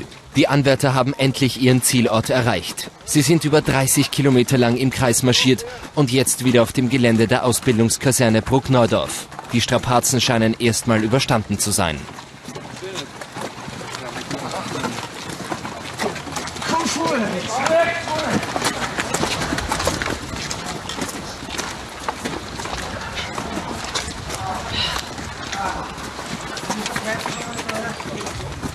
Ein Ausbildner erwartet die Truppe. Die Anwärter hoffen auf eine Atempause, doch sie werden bitter enttäuscht. So, folgender Auftrag. Linie zu einem Glied. Ausrüstung, Gepäck, Waffen, feinsäuberlich ausgerichtet, ablegen lassen. Da kann man eintreten. Jawohl, eintreten. Herr Hauptmann, geben Sie die Lageinformation bezüglich 65. Gut, 65 Minuten zu spät. Pro Minute Einzugsfehler. Liegestützausgangsstellung. Die Ausbildner sind gnadenlos. Liegestützen müssen auch nach einem 30-Kilometer-Marsch in perfekter Haltung absolviert werden. Was ja aus, hart. Wer ist das? Ja. Für was haben Sie die Knie? Sicher nicht zum Abknien. Nummer 84. Ja, dann los 84. Auf! Zum Sport öffnen! Ab sofort beginnt die letzte große Hürde des Auswahlverfahrens. Bestrafungsaktionen und ungerechte Behandlungen ohne Ende. Ein wahrer Kampf mit der Psyche der Soldaten. Denn auch im Ernstfall gibt es keine Gerechtigkeit. Wer diese Prüfung übersteht, der hat das Zeug zum Jagdkommandosoldaten. Ich glaube, meistens eine. Ist nur lange nicht vorbei. Haben Sie nachher Saus oder was? Sie sind enttäuschend. Zu langsam. Was ist los? 23. Einstellen, da ist er. Da glaubt er, er kann die Kameraden bescheißen. Melden Sie sich an, wenn Sie nicht mehr kennen. Ah, geht grad. Der Spezialist. Super. Sind wir soweit? Geht's nicht mehr? Stehen Sie gescheit auf oder gar nicht, gell? Abmelden, keine Schande. Dann machen Sie das, was Sie nicht mehr können. Oder dann sagen Sie, ich hab Sie nicht gefragt. Sie sind zu schwach, geht halt. Zu schwach einfach. Gell, schauen Sie gerade aus. Brauchen nicht herrschauen, wenn wir zu schwach einfach. 1, 2, 3. Die seelische Belastung zeigt bei den ersten Wirkung. Der frisch gebackene Vater Josef Gedrath steht kurz vor dem Zusammenbruch. 5, 6, 7, 1, 2, 3, 4, 5, 6, 7, 1. Auch gescheit hinstellen, bitte geradeaus. Das war nicht, oder? Macht nichts. Ja, geht, bevor sie umfliegen, sagen sie was, gell? Damit sie nicht so wie arg auf den Boden aufschlagen. Weißt du, bitte? Kann nichts mehr. Okay, dann. Jawohl. Okay, geht's mit. Angesagte Übung! Schau gerade aus, Fehler! Kommst falsch, was ist los? Damit ist für den ältesten Anwärter der Traum vom Elitesoldaten zu Ende. Hauptmann Sigur Kabanak nimmt seine Abmeldung entgegen. Ich möchte meine Kameraden nicht schießen. Ich kann nicht mehr. Das ist schneller da. Ich bin fertig, echt. Das ist Ihre Entscheidung. Jawohl, meine Entscheidung. Während für den Familienvater damit alles überstanden ist, nimmt die Belastung für seine Kameraden beständig zu. Der Drill wird erhöht. Da drüben geht's vorne, kommen wir in Tempo nicht mit. Zu schnell oder die Kameraden sind auf der einen Seite. Der 19-jährige Rekrut Michael Rusker mobilisiert seine letzten Reserven. Trotz schwerer Knöchelverletzung versucht der Tiroler, die Schmerzen zu ignorieren und das Ganze irgendwie zu überstehen. Währenddessen werden die älteren Soldaten für ihr Fehlverhalten während des Dauermarsches belehrt. Anders ja sein. Liegestütz ausgestellt. Da hat man das Gift drauf, ja. Weil wie sollen sie in einem Team bestehen, wo es nur 6 Leute sind, als Kommandant? Wie soll das gehen? Wenn sie nichts hacken und die anderen 5 und der Stellvertreter, der ist auch vielleicht noch ein Stoßmeister oder der Kommandant ist ein Offizier, der was nichts tun will. Wie soll das hinhauen, wenn 2 von 6 Leuten im Team nichts tun und nur Befehle erteilen? Wie soll das gehen? Das kann ich mir nicht vorstellen. Weil das noch einmal schier am Kurs.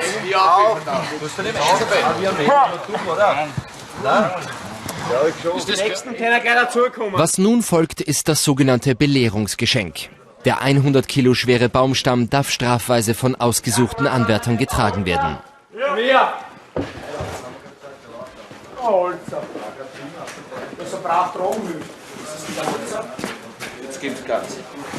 So, und noch ein paar Leute. Welcher?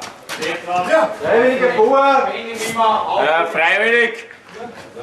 Da haben wir schon Freiwillige. Die Baumstämme vorne eintreffen. Im Laufschritt muss der Baumstamm ziellos hin und her befördert werden.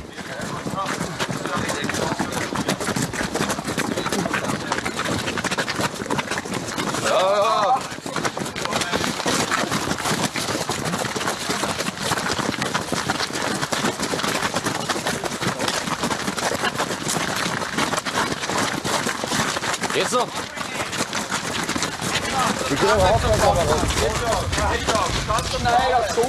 Das gibt's ja nicht. Burschen. Kommt jetzt, beißt einmal gescheit. Zeigt her, was da noch drin steckt. Da ist noch genug Saft. Na ja, super, kommt, genau so, ja, jetzt beißen wir eine. Und dann nehmen wir genau durch den Nacken. Jetzt haben wir nicht Hier heißt der ganze Zug ab. Und ich verliere schon wieder meine Stimme in den Ganzen. Wissen Sie, was mir das an Anstrengung kostet? Die ganze Zeit irgendwann entscheiden zu müssen, weil sie nicht anstrengt. Jetzt schließen sie zum verdammten Zug auf, damit sie verloren gehen. Und alle krepieren da, wenn der Feind hinten nachsteht. Geht schon Ziel, verdammt, was war der Befehl? Schneider, das machen wir Kummer. Wissen Sie was? Jetzt schneller! Schneider, nicht auf die Knie. Auf die Knie. Auf den Knie. Ich hab noch nie einen Grundkursteilnehmer auf die Knie gesehen, gell? Noch nie. Ja. Schneider, tust du nicht so erschöpft. Nicht auf die Knie. Ist noch lange nicht vorbei, Schneider. Jetzt müssen sie beißen, gell? Das ist genau der Unterschied. Wenn alle anderen aufhören, fangen wir erst an, Schneider. Komm jetzt. Komm jetzt, Schneider, jetzt zeigen Sie es hin. Der Wachtmeister ist aber nicht, oder? Sie so anzufeuern. Ja, ich bin diesen gut da. Schneider, Sie können sich gerne abmelden bei mir, weil da ist nichts mehr. Schneider, augenblicklich werden Sie jetzt losstarten wie eine Rakete, gell? Oder Sie stehen auf. Wir Projektil, oder Sie stehen auf, Sie haben bei mir. Schneider, komm jetzt. Das Gefolge holt jetzt wieder den Baumstamm ein. Im Laufschritt. Komm jetzt, bringen Sie ab. Das hat keinen Sinn. Das ist das Beste für Sie. Schneider. Ja, Schneider, im Laufschritt. Bewegung, verdammt! Sag jetzt durchsteigen, komm jetzt. Ja, genau. Gewöhnung an den Dreck. Ja, komm jetzt. Nicht knien. Anwärter, die zusammenbrechen, sich aber nicht abmelden wollen, werden kurzerhand zur Seite getragen. Wenn sie sich innerhalb von 15 Minuten wieder erholen, dürfen sie wieder eintreten und weitermachen.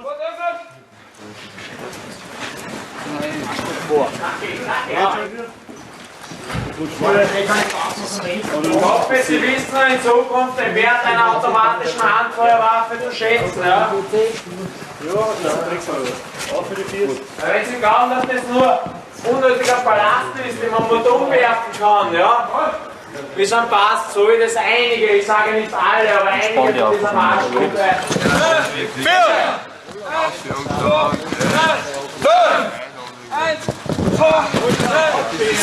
Nach noch einer Stunde Dauerbelastung melden sich weitere Soldaten ab.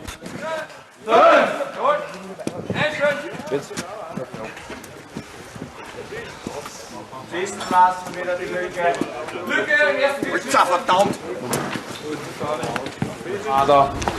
Ab! In die Unterkunft. Abtritt. Und ab.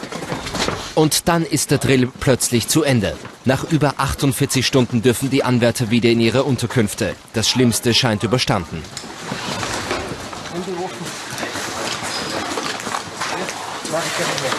Wie geht's? Ja, schwierig. Sehr zagend. Erwin Melker scheint von der Dauerbelastung unbeeindruckt. Wie geht's Ihnen? Psychologische Kampfführung heißt es bei uns im Militär. Wie übersteht man das? Durch viel Sport und langes Machen. Für mich ist das Schall und Rauch. Wenn ich den Kurs bestehe, sitze ich mit denen mit dem Ausbildner beim Café und wir sind fertig. Ich bin ihm nicht besser und er kann mir nicht besser. Für andere hingegen heißt es ab zur genauen Diagnostik ins Krankenhaus. Ernst, was ist? Ah, was ist? Eine Muskelverhärtung und das kann im Spital behandeln, weil sonst kann das was ernst sein. Ja, aber da mal da, nein. Ja, freilich, ich kann nicht einmal abbiegen. Scheißdreck. Erwin Melker tröstet seinen ausgeschiedenen Freund und Kameraden.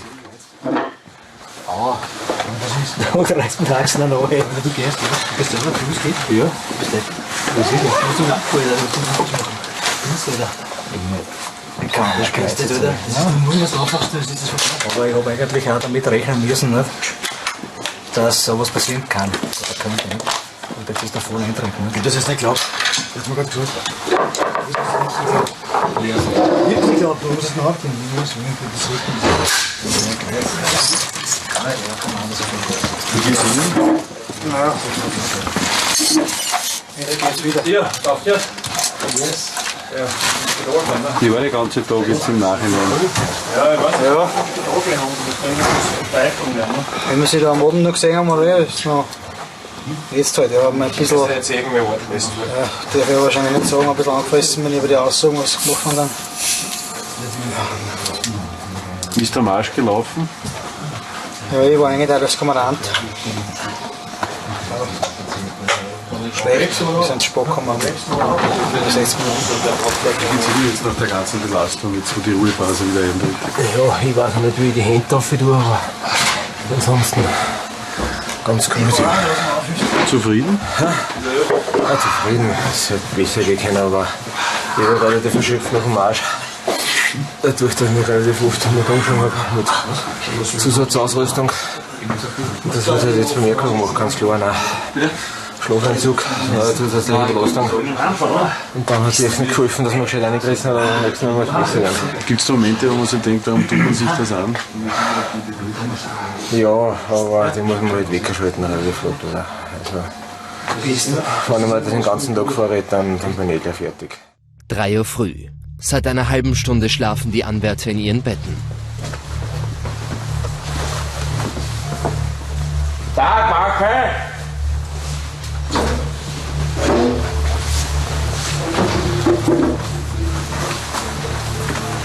Die Soldaten werden wieder geweckt und müssen erneut antreten. Nur die bereits Ausgeschiedenen dürfen weiter schlafen. Tag, Marke. Geht schon raus aus den Federn.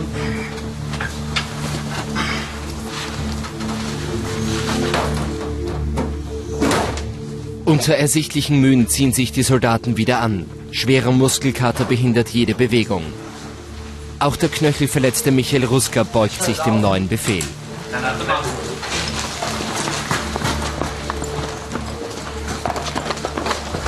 Kommando, Marschgruppen verraten. Marschgruppen übernehmen. Eine neue Marscheinheit beginnt. Ziel und Dauer unbekannt.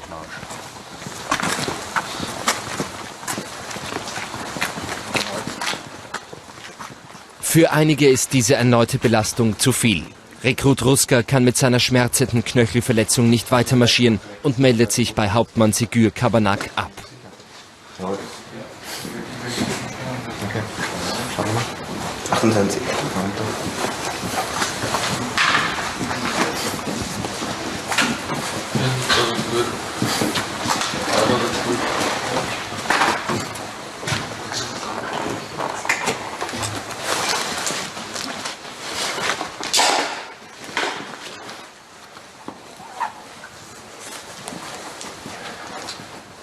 Nachdem er seine Startnummer abgegeben hat, ist er den Tränen nahe.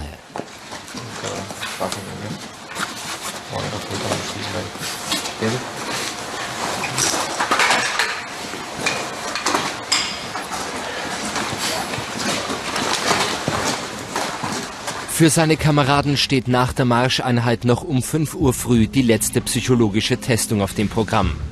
Rechnungen und persönliche Fragen müssen beantwortet werden.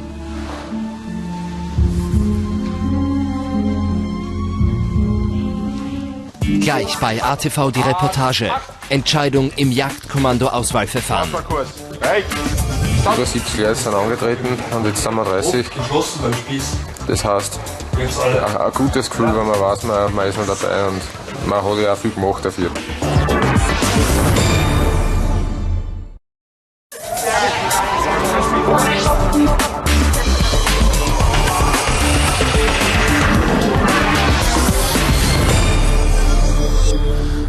Der Tag der Entscheidung in der Kaserne Bruckneudorf. Der 19-jährige Tiroler Michael Ruska hat vor wenigen Stunden aufgegeben. Im Nachhinein war es jetzt schon ziemlich schlimm, ja. Es hat mir jetzt schon sehr getroffen, muss ich sagen. Also ich war jetzt zum Arzt gehen nochmal. Ich glaube, nämlich jetzt dieses Bandel auch gerissen. Dadurch, dass ich gestern Nachmittag dann irgendwie das noch versucht habe hinzubiegen. Jetzt ja, muss ich jetzt schauen, dass ich wieder gesund werde.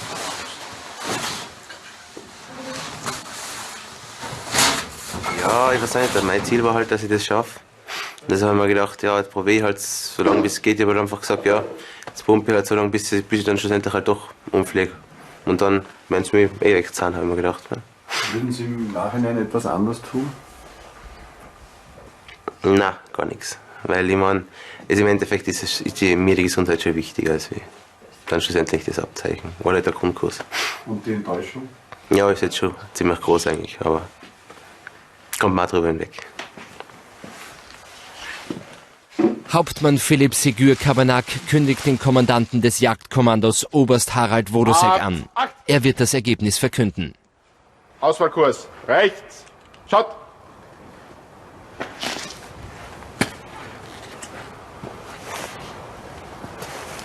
Herr Oberst Hauptmann Segur meldet 30 Jagdkommandant-Anwärter zur Ergebnisbekanntgabe angetreten. Dankeschön, ruhen lassen. Wir wollen ruhen lassen.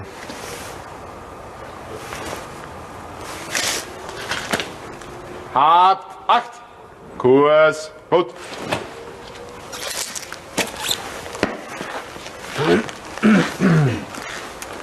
So, meine Herren, wir haben das Auswahlverfahren für den Jagdkommando Grundkurs 37 abgeschlossen.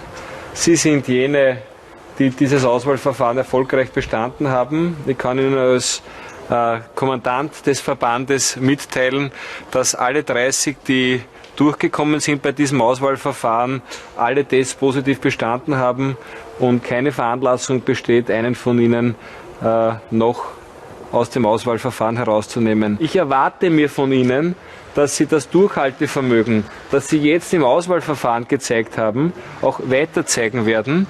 Sie sind Soldaten des Jagdkommando für mich. Sie werden bei uns voll integriert. Sie tragen, wie gesagt, die Philosophie mit. Und es würde mir leid tun, wenn ich nur einen von Ihnen verlieren würde. Stolz und Erleichterung sind groß. Ja, jetzt rufe ich Auto aus. Ja? Jetzt ich kann nicht anrufen und sagen, was ist. Jetzt brauche ich noch gehen. Jetzt rufe ich an. Wie ist das Gefühl jetzt? Ja, stolz. Hat es einen Moment gegeben, wo Sie sich gedacht hätten, Sie könnten es nicht schaffen? Wenn die Füße aufgegangen wären mehr, ja. Dann haben wir gedacht, vielleicht, wenn es von den Füßen dann nicht mehr geht. Aber vom Kopf her, der war frei. So gesehen war kein Moment dabei. Ja, super Gefühl jetzt. Ja, die Schmerzen sind jetzt weg auf einmal und man weiter. Die Strapazen der vergangenen 3 Wochen haben sich für die Auserwählten gelohnt. Über 70 Leute sind angetreten und jetzt sind wir 30. Das heißt, ein gutes Gefühl, wenn man weiß, man ist noch dabei und man hat ja auch viel gemacht dafür. Man hat ja gelitten wie ein Hund und jetzt ist es umso besser. Ja. Patrick Daimel, Erwin Melker und Norbert Schneider scheiden wie auch 9 weitere Kandidaten in den ersten beiden Wochen des anschließenden Grundkurses verletzungsbedingt aus. Im nächsten Jahr können sie wieder in den Grundkurs einsteigen. Ja, Kommando! Musik